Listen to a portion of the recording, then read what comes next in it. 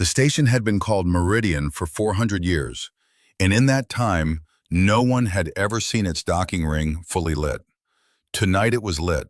Every berth along the outer wheel burned white, and the light fell on hulls that had not touched atmosphere in decades. Council cruisers, war gray and geometric, arranged in a formation that was less a fleet than a verdict already rendered. 11,000 delegates would not attend the session. Only 9 would, the 9 that mattered. In the chamber at the station's core, the air recyclers ran a fraction louder than usual, a detail no one but the ushers noticed, the strain of moving air through a room built for grandeur rather than efficiency. The dais at the center was carved from a single piece of black stone, quarried from a planet that no longer existed, and above it hung the council seal, 9 interlocking rings, one for each founding species, revolving with a slowness that made the whole chamber feel like the inside of a clock. Ambassador Solence Vray arrived 7th, as protocol required. Never first, never last, always exactly in the middle of the procession, because the Vel Sen believed the middle was where power actually lived. She was tall in the way that predatory things are tall, all vertical lines and no wasted mass. Her robes the color of dried blood, cut so that they moved half a second behind her body, a tailoring trick that made every gesture look premeditated. She had sat on this council for 11 years. She had voted to end 6 civilizations in that time, always with the same expression, always with the same 3 words at the close of each motion. Regret is inefficient. Tonight there was a 10th chair at the table, small, unadorned, set slightly apart from the curve of the others, as if someone had wanted to make its placement in the room ambiguous, present but not quite belonging. In it sat a man named Aiden Cole. He was 51 years old. He wore a plain gray suit with no insignia, no medals, no translator pin blinking at his collar because he had not asked for one, and his hands were flat on the table in front of him, palms down, still. He had been an ambassador for 4 years. Before that he had been a farmer, and before that a soldier, and the council had never quite decided which of those facts to hold against him more. Ambassador Cole, Vray said without turning her head, you will forgive us if the proceedings feel abrupt. The matter was tabled some time ago. We are only now finding the courage to finish it. Take your time, Cole said. It was the first thing he had said since entering the room, and it landed strangely, too calm for a man about to be told his species' fate, calm enough that 2 of the 9 delegates exchanged a glance neither of them would have admitted to making. The matter, when it was read aloud by the chamber's recording intelligence, took 4 minutes to enumerate. Population data, resource projections, a phrase that appeared 11 times in the document, expansion pressure, used the way a surgeon uses the word procedure, a soft word standing in for something with a great deal of blood in it. Earth sat at the edge of a resource corridor the Council needed within 30 years. Humanity, in the Council's models, was a variable that made every version of that future more expensive. The recommendation, filed under a designation with no poetry in it at all, was total resolution. Not conquest, not relocation, resolution. We have run the simulations 11,000 times, said the delegate from the Osai Concord, a being whose voice arrived a half-second delayed from the movement of the membrane at his throat, so that he always seemed to be agreeing with himself before anyone had spoken. In every simulation, your species reaches a technological threshold within 140 years that renders you a permanent strategic liability. We are not acting from malice, Ambassador. We are acting from arithmetic. You've run the simulation 11,000 times, Cole said. How many times have you run it with us still in the room when you decide? No one answered him. The silence had the particular quality of silence that comes from a question no one had thought to ask themselves.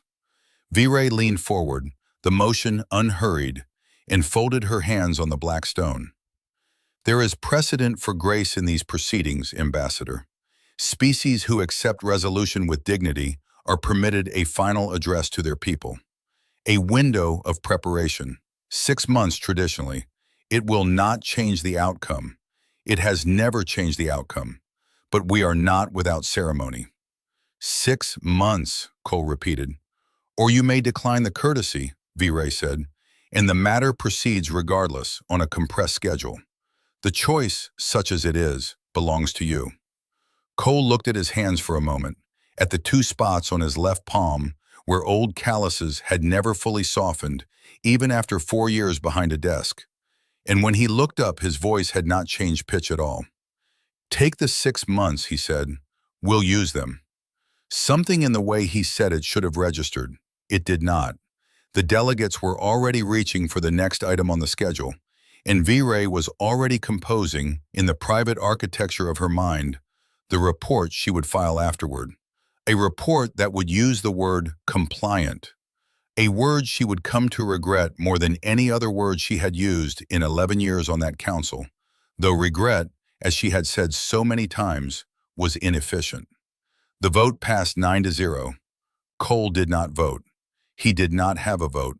He had a chair in 6 months and a face that gave away nothing at all. 11 years before that night, on a planet the Council's charts still listed under a provisional designation because no one had bothered to formalize Earth's registry, a woman named Dr. Priya Anand sat in a converted grain silo in central Nebraska with 4 other people and a whiteboard that had not been erased in 6 weeks. The silo belonged to her family. It had held wheat for 3 generations before it held something else. She was 38 then, sharp-shouldered, prematurely gray at the temples, in a way she'd stopped dying because there wasn't time. And she wrote on that whiteboard the same sentence every morning before anyone else arrived, in block letters, and erased it every night before she left. They are not coming to negotiate, they are coming to measure us for the box. The first Council survey drones had reached the outer system 9 months earlier. No one on Earth had known what to call the shapes on the radar, and for 6 days there had been genuine, giddy hope that this was contact in the old sense, the sense from the films, arrival and handshake, and a slow exchange of knowledge. Anand had not shared that hope. She had spent 11 years before that running war game simulations for a defense contractor that no longer existed under that name, and something about the drone's flight pattern, patient, cataloging, unhurried, read to her like a species doing inventory rather than a species saying hello. She was right. It took the Council 4 years to confirm what she suspected in 9 months. By then, the silo had become something else. Not a bunker, not exactly a laboratory, a place where a small number of people who did not entirely trust their own governments decided to build something those governments were too slow, too proud, or too frightened to build themselves. Anand called it the long room, because the joke, when there was time for jokes, was that it was the only room in the world built entirely out of patience. We can't outbuild them, she told the 4 people in that silo, on the day they officially stopped calling it a study group and started calling it a program. We can't outnumber them. We can't outvote them because we don't have a vote. So we're not going to build a weapon that beats their weapon. We're going to build a weapon that beats their timeline. One of the 4, a structural engineer named Marcus Oyalaran, who had spent the previous decade designing seawalls for cities that no longer trusted the ocean, asked the obvious question. How long is their timeline? However long we make it, Anand said. That's the whole idea. She had a term for it, one that never appeared in any official document because the program never had official documents in the way the Council understood the phrase. She called it the Patience Doctrine. Its premise was simple enough to fit in 1 sentence, and she wrote that sentence on the whiteboard the day the program was born. And it was the only sentence on that whiteboard that was never erased. An enemy who thinks he has already won will not watch you build. The Council's models, the ones V-Ray would later cite in the chamber, the ones run 11,000 times, had one variable baked so deep into their architecture that none of the 11,000 simulations ever thought to question it. The models assumed Earth would react the way every species the Council had previously cataloged had reacted, with visible panic, visible mobilization, visible arming, all of it legible to Council surveillance, all of it feeding back into a threat assessment that would trigger intervention long before humanity became genuinely dangerous. Anand's program did none of that. For 11 years, it did almost nothing that could be photographed. They built underground, in decommissioned mines, and abandoned agricultural infrastructure, and the hollowed interiors of mountains that had once held missiles nobody admitted to owning. They built slowly, deliberately, in a style that mimicked civilian construction on the surface, and something entirely different beneath it. They recruited without recruiting posters. A quiet word here, a transferred file there, a scientist who disappeared from a university roster and reappeared 18 months later with a different last name and no explanation anyone thought to demand. There was an architect to all of it, a man named Elian Castelar Ruiz, whom history, the little of it that would eventually be written down, would remember mostly through a single line in a file that was not declassified until long after his death. He had been a systems theorist before the drones came, the kind of academic who wrote papers almost no one read about the fragility of empires that mistake stillness for weakness.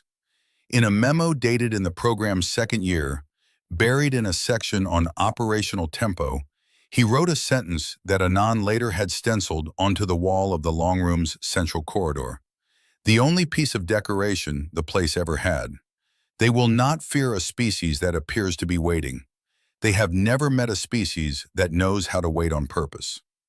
By year 6, the program had built what it needed to build. By year 9, it had tested what it needed to test, in places so remote and so quiet that the tests registered, if they registered at all, as seismic anomalies filed and forgotten by geologists who had other things to worry about. By year 11, when V-Ray called the session that would end with a 10th chair and a man named Cole sitting still with his hands flat on a table, the program had already run its own version of the Council's simulation, the version the Council never thought to run. Not how does Earth die? How long can Earth make them believe it's already dead? The 6 months began the way all endings begin, with an unbearable amount of ordinary time. Cole returned to Earth 11 days after the vote, on a transport the Council insisted on providing, ostensibly as a courtesy, actually as a surveillance platform, a fact both sides understood and neither acknowledged. He did not go to a capital. He went to the silo in Nebraska, now grown into something with no visible edges, entered through a door that still had the original grain elevator's rusted signage bolted above it as camouflage, and found Anand exactly where he expected to find her, in the same chair, 11 years older, the gray at her temples no longer premature. 6 months, he told her. That's 4 more than we need, Anand said, and we'll use every single day anyway, because that's what patience is for. Cole allowed himself, for the first time since the chamber, something close to a smile, though it did not reach his eyes, and it did not last.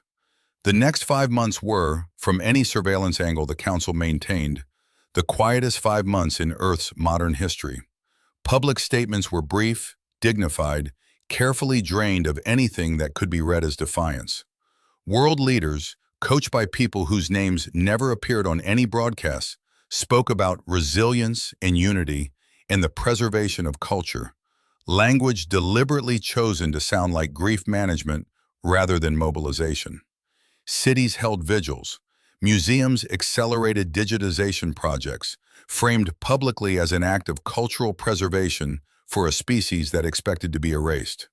Vray watched all of it from Meridian Station with something that, in a being less committed to the idea of her own efficiency, might have been called satisfaction. They are behaving well, she told the OSI delegate during one of the brief procedural check-ins the Council scheduled during grace periods. More habit than necessity. No paramilitary buildup, no detectable weapons development beyond baseline. They appear to have accepted the arithmetic. Ambassador Cole struck me as unusually calm for a man overseeing extinction, the OSI delegate said, his membrane fluttering its half-second delay. He is a farmer, Vray said. Farmers are calm about endings. They plant things knowing frost is coming. It is, I think, the only wisdom his species genuinely possesses. She meant it, in the way people mean things that will later be quoted back to them. What the Council's instruments did not see, because they had never been calibrated to look for it, was the shape of what was actually happening beneath that calm. Not mobilization in the visible sense, distribution. Across the 11 years of the program, in dozens of sites scattered under 6 continents, and in 3 cases beneath the seafloor itself, a system had been built that did not need last-minute assembly. It needed only activation, and activation, by design, produced almost no signature at all until the moment it was meant to. There is a particular kind of engineering discipline that treats stealth not as a feature added to a weapon, but as the entire philosophy underlying its design. And Anand's program had practiced that discipline for over a decade, with a devotion that bordered on the religious. The result was not, in the end, a single spectacular device. It was a network, thousands of components, individually unremarkable, collectively capable of something the Council's threat models had never once flagged as possible. Because the Council's threat models were built entirely from the historical behavior of species who arm openly and fight loud. Humanity had spent 11 years learning to do neither. In the 4th month of the grace period, a Council reconnaissance officer named Taylor Marn, young for her post, meticulous in a way her superiors found either promising or irritating depending on the week, noticed something in a routine seismic dataset from Earth's Pacific floor that did not match any known geological signature. She flagged it. Her supervisor reviewed it, found nothing conclusive, and filed it under the designation reserved for anomalies too small to justify further resource allocation against a species already scheduled for resolution. Marn kept a personal copy of the file anyway. It was a small, quiet act of professional stubbornness. On the last day of the grace period, Cole returned to Meridian Station alone, wearing the same gray suit, and sat in the same 10th chair, and the chamber convened with the specific, slightly bored efficiency of a body that believes it is finishing something rather than starting it. "The window has closed," Vray said. "We assume, Ambassador, that your people have made their peace." "They have," Cole said. "Not the peace you're imagining, but peace." Vray did not ask him to clarify. It did not occur to her that clarification was necessary. She had, by that point, presided over enough resolutions to believe she understood the shape a species took in its final hours, and Cole's composure fit that shape well enough to satisfy her. "Then we proceed," she said, and reached for the ceremonial instrument that authorized the resolution fleet's final approach. A small, dark stone set into the black table, worn smooth by 11 years of her own hand. Cole did not move to stop her. He did not raise his voice. He said 4 words, quietly, in the same register he had used to ask for 6 months, and the chamber's recording intelligence logged them afterward with a timestamp that would be studied for years. "Ask your fleet commander." Vray's hand paused above the stone. "Ask her what?" she said. "Whether she can still see her ships," Cole said. The Council fleet arrived at the edge of Earth's system 11 minutes later, exactly on schedule, exactly where their trajectory analysis said they would arrive. And for the first 90 seconds, nothing appeared to be wrong at all. Then Fleet Commander Iseth Draw, a veteran of 4 prior resolutions, watched her tactical display do something no tactical display under her command had ever done. It did not show an attack. It showed absence. Ship after ship along her formation's outer edge began losing telemetry from their own sensor arrays. Not destroyed, not damaged, simply and silently blind, as though someone had reached into the space around them and quietly turned off the part of the universe that let machines see. It was not a weapon in the sense the Council understood weapons. It was 11 years of a very different question, answered all at once. Not how do we destroy their fleet, how do we make their fleet unable to trust anything it sees for exactly as long as we need it to be true, and not 1 second longer? On the bridge of the lead cruiser, a junior tactical officer named Ren Ithal, 26 years old, 3 months into his first deployment, the kind of quiet, competent young man his superiors barely noticed until the day they needed him, watched sensor after sensor return corrupted, contradictory, or simply empty, and felt something colder than fear settle into his chest. He had studied 11 prior resolutions in his academy training. Every one of them followed the same pattern: overwhelming force meeting a species that could see it coming and could do nothing about it. This was not that. This was a species that had let them see the whole board for 11 years, correctly, accurately, right up until the exact moment it mattered, and had simply removed the board. "Commander," he said, and his voice did not stay as level as he wanted it to.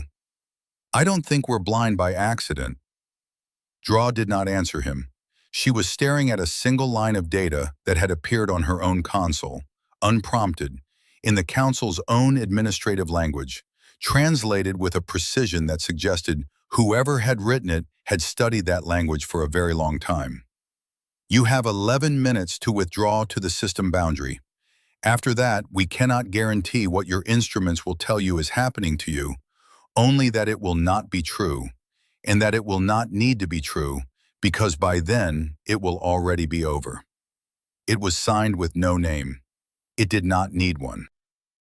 Back on Meridian Station, in the chamber, Veray's hand was still hovering above the small dark stone, and for the first time in 11 years on that council, she did not know what the correct next motion was.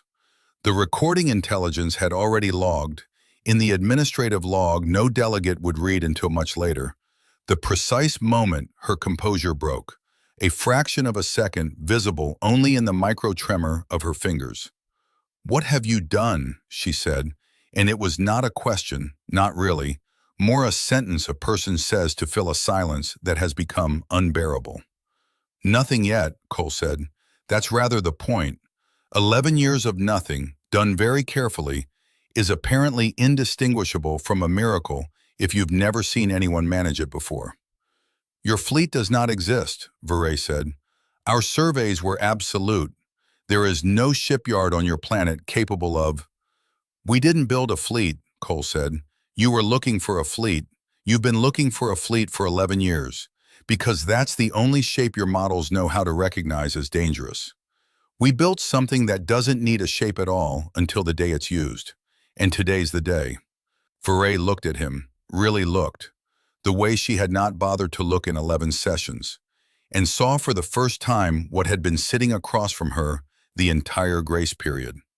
Not a farmer waiting for frost, a farmer who had already planted something 11 years ago in soil no one thought to check, and had simply been waiting with an almost eerie patience for harvest. "You knew," she said, "in this chamber, 11 days ago, you already knew this was coming." "I knew it was ready," Cole said. "I didn't know if I'd need it. I was hoping I wouldn't." There is a particular kind of silence that falls over powerful people the instant they understand that the weakness they had been so certain of was, in fact, a very long-running act of discipline, and that silence filled the chamber for 11 full seconds before Veray spoke again. And when she did, her voice had lost every trace of the ceremony it had carried an hour before. "What do you want?" she said. "A different arithmetic," Cole said. "One that has us in the room when the sums get done." The fleet withdrew. It withdrew not because it had been destroyed, and not because it had been defeated in any conventional sense, but because Commander Draw, staring at 11 minutes ticking towards zero, and a battle plan built entirely on assumptions that had just been proven worthless, made the only decision a competent commander makes when the numbers she is trusting can no longer be trusted at all. She pulled back. It was, by any honest military reading, the correct call. It was also, and everyone in that chamber understood this within the hour, the first time in the Council's recorded history that a resolution fleet had retreated from a species scheduled for erasure. News of it did not travel through official channels first.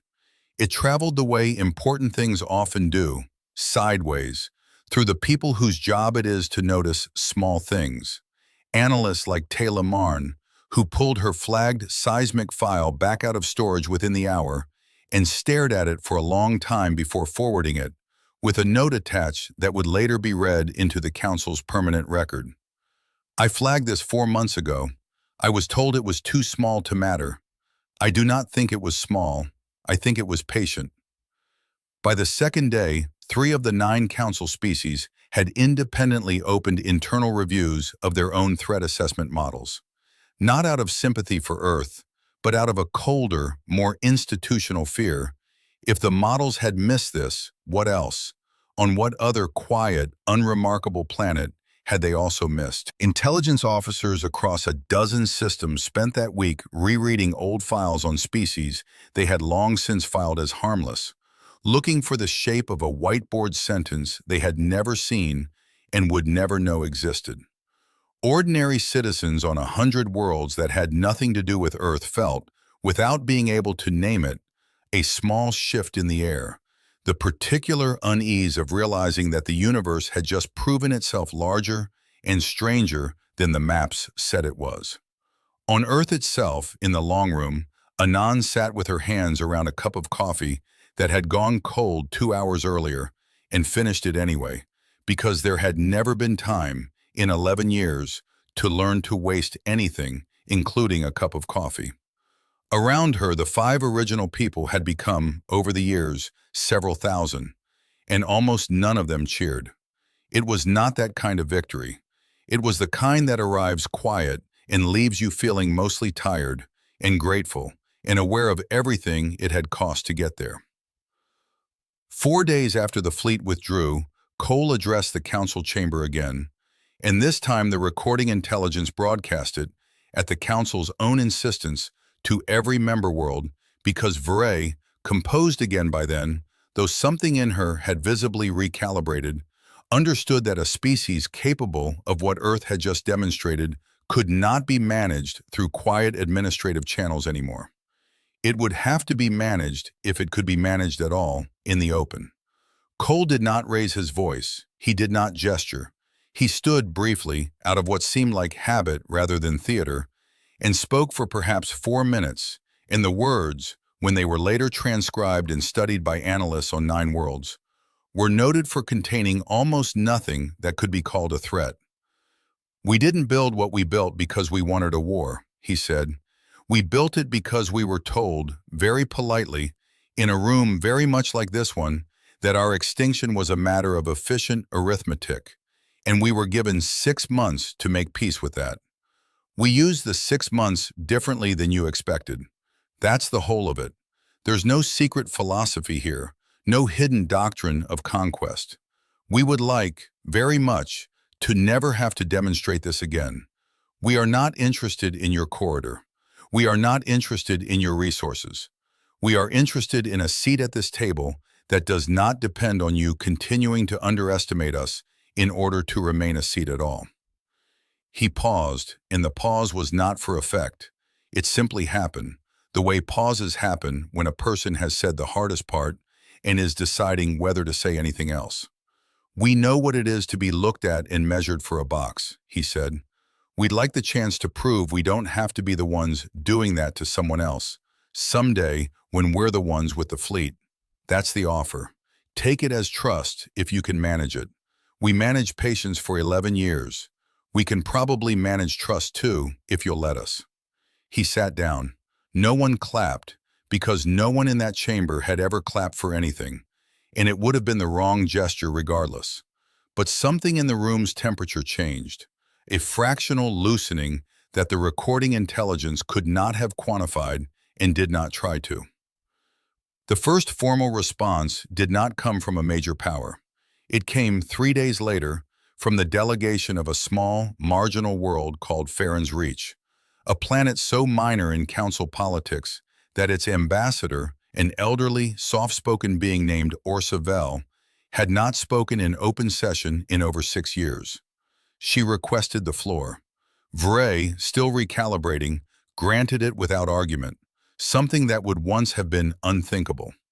Vell did not deliver a speech. She walked, slowly, the way old beings walk when every step is a decision rather than a reflex, to the small dark stone set into the black table, the one Vray had so nearly used to authorize Earth's end, and she placed her open palm flat against it, not activating it, simply touching it, a gesture with no procedural function at all.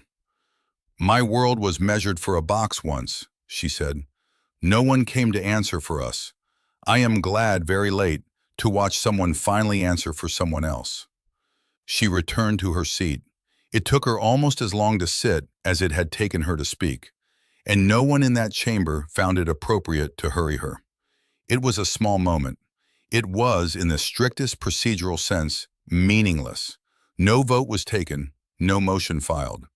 But it was the first crack in something that had held rigid for longer than most of the beings in that room had been alive. And cracks, once they begin, rarely stay small. The months that followed were not triumphant.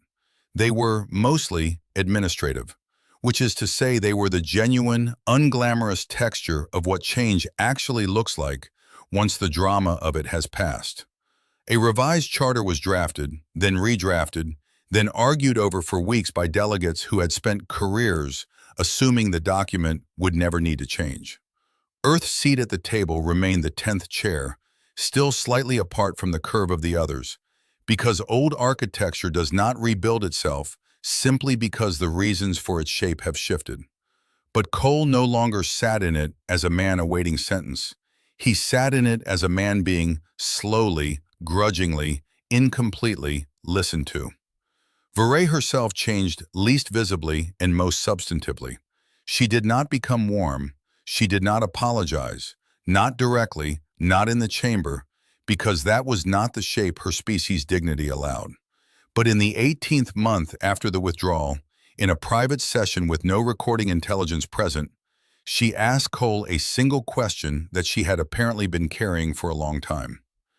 "Did you know," she said, "when you sat in that chair the first time, hands flat on the table the way you do, that you had already won?" "No," Cole said. "I knew we'd have a chance. That's different. Knowing you've won makes you careless. We couldn't afford careless. We still can't." Vray considered that for a long moment, in the unhurried way of someone recalculating a number she had trusted for 11 years and finding, at last, the error in it. "Regret is inefficient," she said quietly, and it was the first time Cole had heard her say the phrase, as though she did not entirely believe it anymore.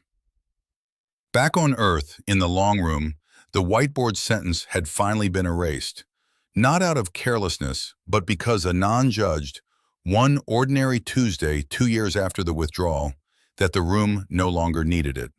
In its place, she wrote something shorter, something that would stay on that wall for the rest of the facility's working life, repurposed now not for concealment, but for the slower, harder work of building whatever came next.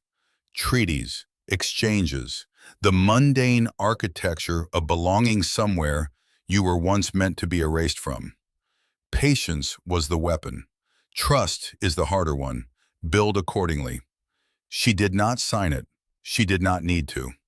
Everyone who worked in that room by then knew the handwriting, the way you know a voice you've heard say the same true thing, quietly, for 11 years running. Cole visited the silo once more, late in his life, long after the treaty had been renegotiated twice, long after Farron's Reach had become, of all things, one of Earth's closest allies in the wider council, long after the 10th chair had finally been rebuilt into the curve of the others, no longer set apart. He was older by then, slower, the calluses on his palm finally gone soft, the way calluses go soft when a hand stops needing them. He found the corridor with Castellar Ruiz's line still stenciled on the wall. faded now, repainted twice to keep it legible. And he stood in front of it for a while, the way people stand in front of things that used to be everything and are now simply part of the wall. They have never met a species that knows how to wait on purpose.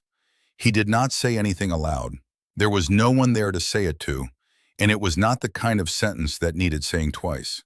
He thought instead about a cold chamber and a black stone table and a hand hovering above it, and about how the whole of it, 11 years, 6 months, 11 minutes, had come down in the end, not to a weapon at all, not really, but to a single, quiet decision made in a converted grain silo by 5 tired people who had chosen, long before anyone was watching, to be patient instead of afraid.